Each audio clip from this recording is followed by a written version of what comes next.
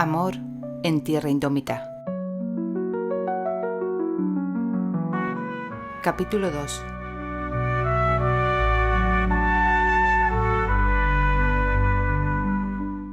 Demonios con Tartán.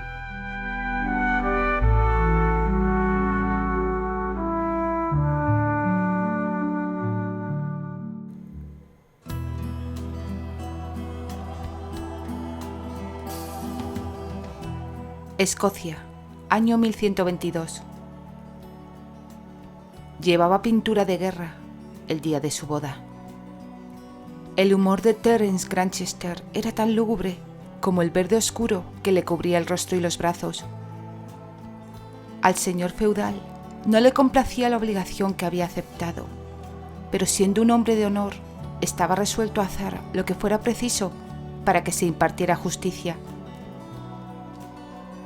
Terry llevaba inculcada la venganza en la mente y en el corazón, aunque no por ello creía que esto lo hacía especial. Cualquier hombre de las Highlands que mereciera la espada que portaba era vengativo. Era simplemente el modo en que funcionaban las cosas. 5 soldados acompañaban a su señor a caballo. Aunque también estaban preparados para el combate, su ánimo era notablemente más relajado, pues ninguno de ellos se enfrentaba a la perspectiva de cargar con una esposa inglesa hasta el fin de sus días. Alex, el capitán, iba a la par de Terry. De estatura similar, pero con una musculatura menos desarrollada, su fuerza no podía igualar a la del señor. No obstante, la fuerza no era lo que ataba a Alex al clan Grantchester. La inteligencia aguzada de Terry, su ferviente búsqueda de justicia y su innata capacidad para el liderazgo eran las razones por las que el guerrero permanecía leal a su lado. Como vasallo fiel, Alex daría su vida por proteger a su señor, y Alex sabía que su señor lo haría de nuevo sin dudarlo, las veces que hiciera falta, sin importarle el peligro. Los demás hombres sentían igual que Alex, pues Terry consideraba a todos sus seguidores como una parte valiosa de su propia familia. Alex no solo era un vasallo leal, era también un buen amigo, y como el resto del clan Grantchester, hacía suyo los agravios y odios de su señor, guardándolos como tesoros durante años si era preciso, hasta hallar el modo justo de reparar cualquier ofensa hecha a la familia. «Todavía puedes cambiar de parecer», dijo Alex.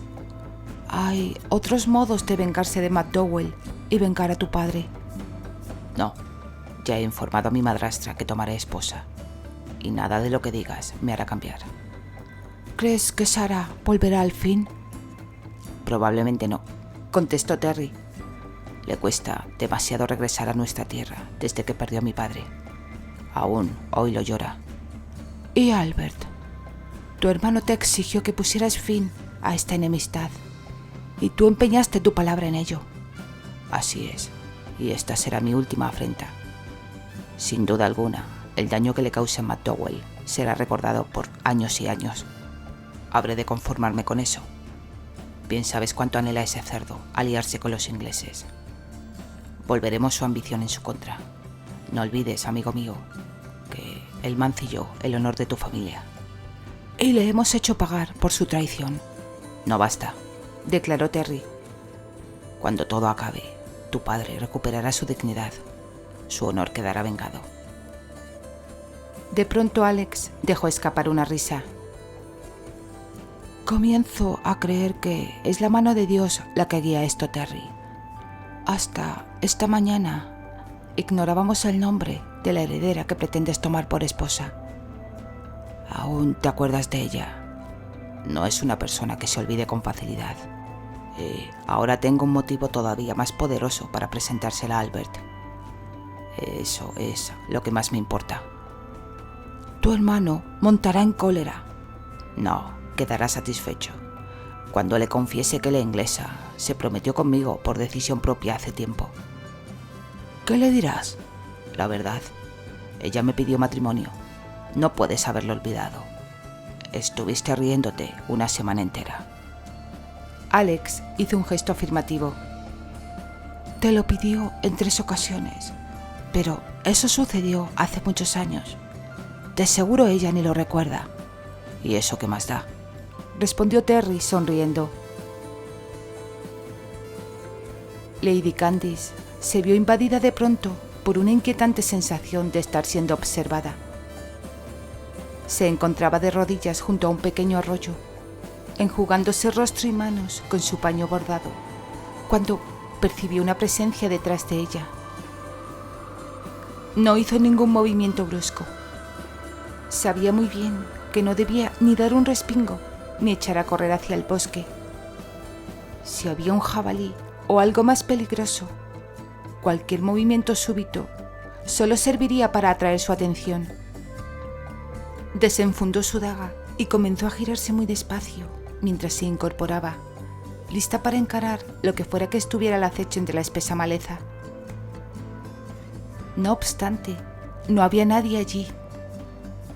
Esperó varios minutos, aguardando a que la supuesta amenaza se manifestara, pero nada se movió. Lo único que escuchaba eran los latidos de su corazón. Había sido un error alejarse tanto del claro donde los soldados de su padre habían montado el campamento. Si le ocurría algo, no podría culpar a nadie más que a sí misma. Y si no hubiera estado tan desesperada, habría pensado mejor en las posibles consecuencias. Aún así, de cualquier manera, habría salido en busca de algo de privacidad, aunque habría tomado las precauciones necesarias, asegurándose de llevar consigo su arco y sus flechas. ¿Acaso había perdido su instinto en el camino? Eso debía de ser porque no lograba deshacerse de esa incómoda sensación de que la estaban observando y no llegaba a entender por qué. Finalmente, terminó por reconocer que estaba actuando de manera absurda. Si alguien o algo estuviera allí, lo habría escuchado acercarse mucho antes. Su padre solía decirle que tenía un oído fuera de lo común. Y además, ¿no era ella la que siempre alardeaba con sus amigos de poder escuchar el sonido de la primera hoja seca del otoño cayendo en medio de un campo de batalla? Desde luego, afirmar algo así era exagerado. Sin embargo, no le faltaba razón. Al fin y al cabo, Candice siempre había sido capaz de oír hasta el más mínimo ruido. En cambio, ahora no escuchaba nada. Se dijo que eran los nervios, nada más. El viaje la había dejado sin fuerzas, exhausta. Sí, era eso. El cansancio le hacía ver peligros inexistentes. El señor de McDowell. No podía evitar que su mente vagara a cada momento hacia el hombre con quien estaba destinada a casarse. Y cada vez que lo hacía, se le revolvía el estómago. Afortunadamente, ese día no había probado bocado, porque de haberlo hecho, ya habría vomitado. Nunca lo había visto en persona, y quizás se estaba apresurando a juzgarlo. Tal vez resultara ser alguien amable, y las historias terribles que había oído sobre él no fueran más que habladurías exageradas. Cuánto deseaba que fuera así. No soportaba la idea de casarse con un hombre cruel. Ni siquiera podía imaginar cómo sería vivir algo semejante. Había intentado por todos los medios convencer a su padre de que no la uniera a alguien así, pero, como siempre, él había ignorado por completo sus súplicas. Además, había sido increíblemente frío al darle la noticia. La despertó a medianoche, sacudiéndola hasta que abrió los ojos, solo para informarle de su decisión. Después, le ordenó que ayudara a su madre y a las criadas a preparar el equipaje. Al amanecer, debía partir hacia las Lowlands de Escocia. La explicación que le ofreció cuando ya estaba a punto de salir no hizo más que aumentar su inquietud. El enlace facilitaría que su padre ganara influencia en Escocia. Y como el rey había decretado que Violet debía casarse con uno de sus hombres de confianza, Horatio decidió que Candy debía unirse a McDowell. Lo que no se dijo, pero que estaba implícito y dolía aún más, era evidente. Su padre la quería, sí, pero su ambición por el poder y la influencia era mucho mayor. Y luego estaban los obsequios, pensó Candy. McDowell había hecho más atractiva la propuesta al añadir nuevas riquezas. Claro que el rey no estaba al tanto de este compromiso y posiblemente montaría en cólera cuando lo supiera, pero eso no parecía preocupar a su padre en lo más mínimo. La avaricia se había apoderado de su corazón, dejando poco espacio para la prudencia o el miedo. Cuando Candy se calmó y dejó de llorar, su madre trató de consolarla, dándole algunos consejos. Le dijo que no debía angustiarse, que todo estaba bajo control. Todo saldría bien, siempre y cuando Candy aprendiera a dejar a un lado sus sueños infantiles y aceptara la realidad que tenía por delante. Al recordar a sus padres, sintió una profunda nostalgia por su hogar. Era irónico, pues ellos la habían forzado a ese matrimonio indeseado. No obstante, anhelaba regresar. Extrañaba a todos, incluso a su vieja nana, que pese al transcurrir de los años, no se cansaba de dar órdenes y seguía siendo tan gruñona como siempre. Por Dios, ya era hora de dejar de lamentarse. Si seguía así, terminaría por echarse a llorar como una criatura. Su futuro ya estaba escrito, y solo la intervención divina podría cambiar su rumbo. Además, probablemente los soldados de su padre estuvieran impacientes por reanudar la marcha. Suponía que ya habían cruzado los límites de las tierras de McDowell, pero sabía que aún les esperaba un largo día a caballo antes de alcanzar su fortaleza. Se apresuró a recomponerse la trenza, que se había desarreglado mientras estuvo inclinada sobre el agua, lavándose la cara. Apenas comenzó a entretejer las hebras doradas, cambió de idea. ¿Qué más daba su apariencia cuando conociera a su futuro esposo? Desató la cinta que le sujetaba el cabello y, al lanzarla lejos, también soltó la daga sin darse cuenta. Justo cuando acababa de recuperarla, escuchó el alarido de Edmund, el guardia que la custodiaba. Se apresuró a recoger sus cosas y se dirigió hacia el campamento para ver qué ocurría. Antes de llegar, su doncella, Susana, apareció frente a ella y la detuvo. La joven, esbelta y pálida, que llegaba corriendo agitadamente por el angosto camino, la sujetó de un brazo, tratando de arrastrarla consigo. Candy se estremeció al ver el pavor en los ojos de la muchacha. «¡Huye, mi señora!», gritó la criada. «Nos han atacado unas bestias. Escóndete antes de que sea tarde. Acabarán con los guardias, pero es a ti a quien buscan. No dejes que te encuentren. ¡Apresúrate!». «¿Quiénes son?», musitó Candy, atemorizada. «Creo que son proscritos, tantos que no pude contarlos, con rostros pintados de verde y mirada demoníaca. Son enormes como el mismísimo diablo. Uno de ellos amenazó a Edmund con matarlo si no revelaba dónde te ocultabas». «Edmund no lo dirá». «¡Ya lo hizo! ¡Vaya que lo hizo!», exclamó la mujer, asintiendo frenéticamente. «Soltó su espada y les estaba indicando dónde encontrarte cuando aproveché para escapar. Los hombres de tu padre morirán. Los salvajes solo aguardan a su líder para comenzar la matanza. Beberán su sangre y devorarán su carne». Susana respiraba agitadamente, fuera de sí. En su desesperación por llevarse consigo a su señora, apretó aún más el brazo de Candy, causándole heridas cuando sus uñas se hundieron cruelmente en su piel. Candy trató de zafarse. «¿Los soldados seguían vivos cuando te fuiste?», preguntó. «Sí, pero es cuestión de tiempo. ¡Por Dios, huye! No, no puedo dejar a los soldados. Ponte tú a salvo, Susana. Has perdido el juicio. Si me buscan a mí, quizá atiendan mis súplicas y dejan ir a los hombres de mi padre. El trato es justo. Una vida por 12. Parece una locura, pero debo intentarlo.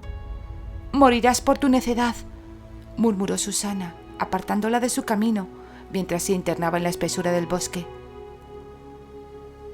Aterrorizada, Candy quiso seguirla, pero no pudo hacerlo. Hizo acopio de todo el valor que poseía para resistir la tentación, porque si su doncella no mentía, podía morir en cualquier momento. Dios santo, tenía tanto miedo. Para morir hacía falta mucho coraje, una noble virtud que ahora temía haberse dejado olvidada en casa. Pero no iba a permitir que Edmund y los demás murieran por su cobardía. Aun cuando había pocas esperanzas de que los demonios aceptaran dejar libres a los soldados, tenía que intentar salvarlos, pese al pánico que sentía. Se apresuró hacia el claro mientras elevaba a Dios su última plegaria. No malgastó su valioso tiempo pidiendo perdón por sus pecados.